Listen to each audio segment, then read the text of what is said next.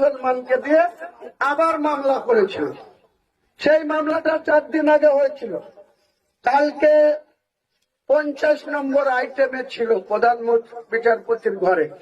আমি সরাসরি চলে গেলাম হাইকোর্টে গিয়ে আমার 12-14 জন লয়ার নিয়ে ফিরদৌস শামীম, যে রাজ্য সরকারের বিরুদ্ধে দাঁড়ায়, ভালো অ্যাডভোকেট, তাকে আমি দিইনি, অন্যান্য লয়ার দিয়েছিলাম। তা প্রধান বিচারপতির ঘরে ঢুকতেই দেখছি ফিরদৌস শামীম সাহেব দাঁড়িয়ে আছে। আমি বললাম, আরে মহিন সাহেব আপনি?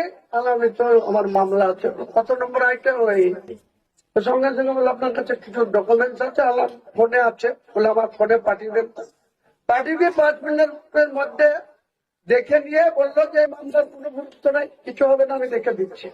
আমার এই লয়ার আছে, আপনি দাঁড়াতে চাইলে দাঁড়ান।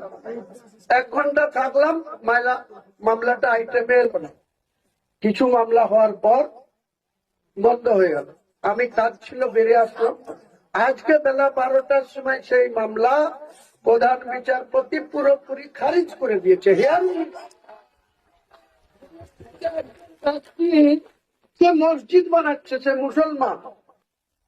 এই মুসলমানরা বারবার করে এখানে কোর্টে মামলা করছে, কি রহস্য বুঝতে পারছে না।